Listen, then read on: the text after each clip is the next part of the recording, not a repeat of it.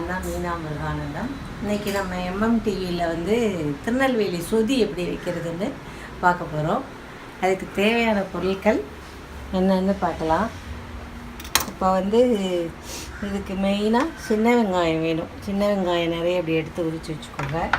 அப்புறம் பச்சை மிளகா, காரத்துக்கு தகுந்த மாதிரி அவங்கவுங்க காரத்துக்கு தகுந்த மாதிரி பச்சை மிளகாய் சேர்த்துக்கணும். முருங்கைக்காய், கேரட், உருளைக்கிழங்கு, இந்த காயெல்லாம் போட்டு பண்ணணும். இது வந்து புளிப்புக்கு வந்து நம்ம ஃபைனலாக கடைசியில் லெமன் புளிச்சு ஊற்றணும். தேங்காய் பால் வந்து நான் எடுத்து வச்சுருக்கேன். இதுக்கு தேவையான நம்ம குவான்டிட்டிக்கு தகுந்த மாதிரி நான் ஒரு தேங்காய் எடுத்து வச்சுருக்கேன். இப்போ அவங்களுக்கு தேவையான அளவு ஒரு தேங்காயோ இல்லை 2 தேங்காயோ எடுத்துக்கலாம். பால் வந்து 3 விதமாக எடுக்கணும். ஃபஸ்ட்டு பால் தனியாக எடுத்து வச்சிடணும். இது செகண்ட் பால், 2வது எடுத்து வச்சிடணும். 3வது வந்து நம்ம எவ்வளவு தேவையோ அதுக்கு தகுந்த மாதிரி கூட்டி எடுத்து வச்சுக்கலாம். இந்த அளவுக்கு நமக்கு தேவைன்னா அதுக்கு தகுந்த மாதிரி 3வது பால். இது முதல் பால், இது 2வது பால், இது 3வது பால். 3 பால் எடுத்துக்கணும். அப்புறம் இந்த சிறுபருப்பு வந்து இதுக்கு தேவை. சிறுபருப்பு நல்லா வேக வச்சு சரியாக வச்சுருங்க குக்கரில். இந்த சிறுபருப்பு வந்து நல்லா இப்படி குழைவாக குக்கரில் கொஞ்சமாக வச்சா போதும். குழைவாக வேக வச்சு தனியாக எடுத்து வச்சுக்கோங்க. இப்போது நம்ம எப்படி பண்ணுறதுன்னு பார்க்கலாம். கருவேப்பிலை தேவையோ, ஒரே நிமிஷம் கருவேப்பிலை எடுத்துகிட்டு வந்துடுறேன். எங்கள் வீட்டு மரத்தில் இருக்குது.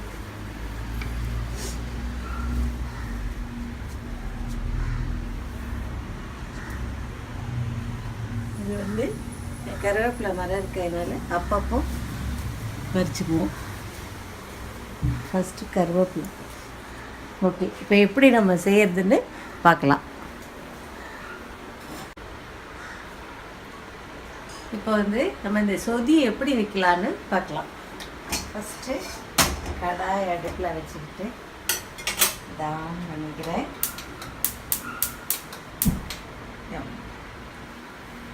எண்ணெய், இதுக்கு வந்து ரீஃபைண்ட் ஆயில் நான் ஊற்றுறேன். நீங்கள் தேங்காய் எண்ணெய் கூட ஊற்றிக்கலாம். ரீஃபைண்ட் ஆயில் தேவையான அளவு.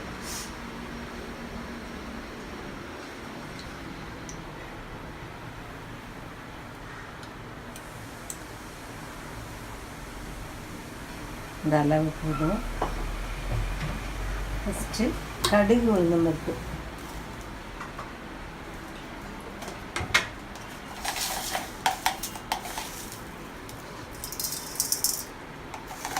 ஃபஸ்ட்டு கடுகு போட்டுக்கலாம்.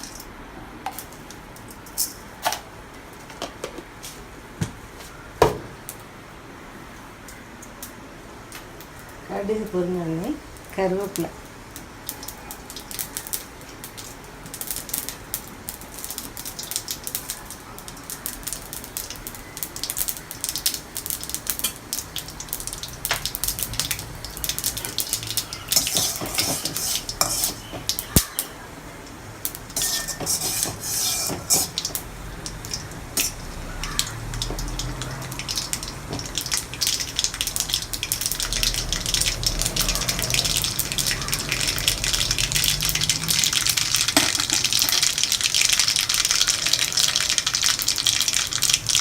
கொஞ்சம் கருவேப்பிலை போடுங்க.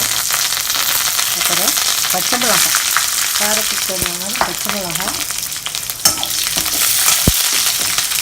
அப்புறம் சின்ன வெங்காயம்.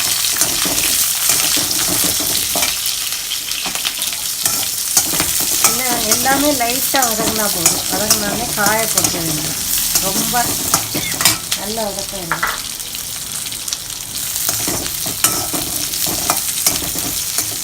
அப்புறம் முருங்கைக்காய், உருளைக்கிழங்கு, கேரட்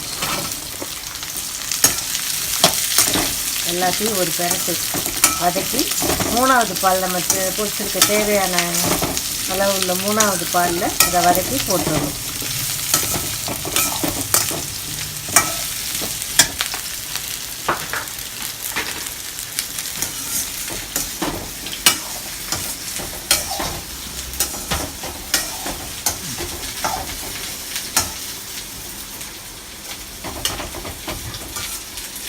சின்ன வெங்காயம் வந்து நிறைய போடலாம், இது நல்லாயிருக்கும்.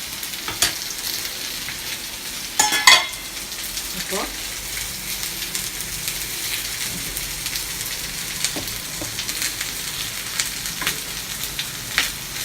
இதை எடுத்து 3வது பாலில் போட்டுற வேண்டியதான்.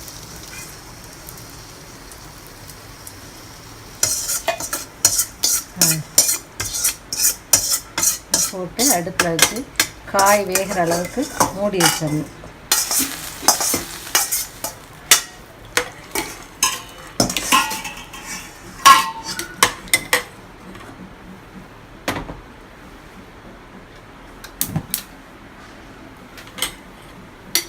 இது இப்போ காய் வேகட்டும். காய் வெந்ததுக்கப்புறம் சிறுபருப்பு எடுத்து போடணும். சிறுபருப்பு எல்லாம் ஒன்றா சேர்ந்து வரும்போது கொஞ்சம் திக்னஸ் வரும்போது நல்லா 2வது பால் ஊற்றணும். அப்புறம் இறக்கும்போது 3வது பாலை விட்டுட்டு ஆஃப் பண்ண வேண்டியதான். கொஞ்சம் நேரம் திறந்து வச்சுட்டு எலுமிச்சம்பழம் லெமன் பிழிஞ்சு வச்சிடணும். அவ்வளோதான். இப்போது இந்த காய் வேகட்டும். நமக்கு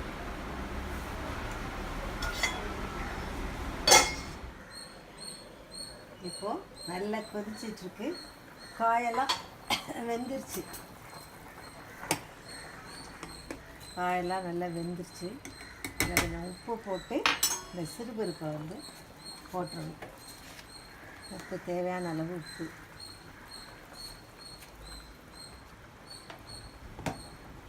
அப்புறம் இந்த சிறுபருப்பு வேக வச்சு சிறுபருப்பை இதில் போட்டுருணும். இது கொஞ்சம் நல்ல திக்காகி வந்த உடனே 2வது பாலை விட்டு அப்புறம் ஒரு 5 மினிட்ஸில் ஃபஸ்ட்டு பாலை விட்டு இறக்கணும். அவ்வளோதான். இது கொஞ்சம் திக்காகும்.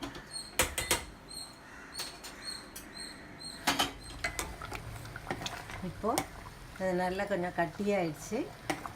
காயெல்லாம் வெந்து இந்த சிறுபருப்பு போட்டு கொஞ்சம் கட்டியாகிடுச்சு. 2வது பாலை அதில் ஊற்றிடலாம். தேங்காய் பால் 2வது பால் எடுத்து வச்சுருக்கோம். அது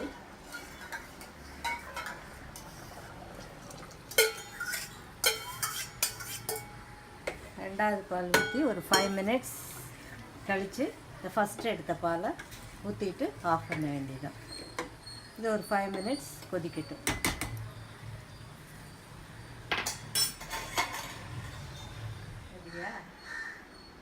வாழ்க வளமுடன். இப்போ வந்து நம்ம சொதிக்கு தொட்டுக்கிறதுக்கு தேவையான இஞ்சி துவையல் அரைக்கலாம். இஞ்சி துவையல் அரைக்கிறது எப்படின்னு பார்ப்போம். தேவையான பொருள் வந்து இஞ்சி வந்து இப்போ தோல் சீவிட்டு இப்படி பொடியாக கட் பண்ணி வச்சுருக்கேன். அப்புறம் காரம் 2 ரெட் சில்லி போதும், இல்லை 1 போட்டால் கூட போதும்.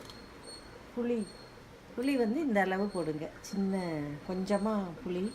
அப்புறம் பெருங்காயம், நல்லெண்ணெய் விட்டு வதக்கணும். அப்புறமா உளுத்தம்பருப்பு 2 ஸ்பூன் உளுத்தம்பருப்பு இருக்குது போடணும். இப்போது இதை இஞ்சி துவையலுக்கு வறுத்து அரைக்கலாம்.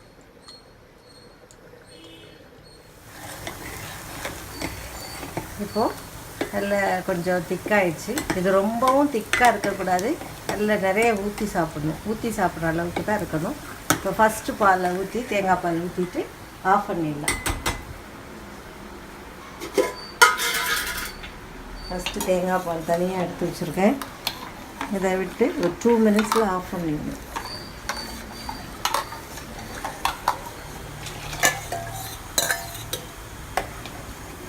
சொதி ரெடி. இது ஆறினோடனே கொஞ்சம் ஆறினோடனே லெமன் புழிஞ்சு மூடி வச்சிடணும்.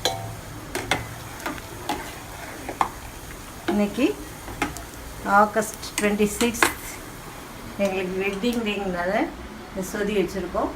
இது வந்து சொதி வந்து திருநெல்வேலியில் ரொம்ப ஃபேமஸ்.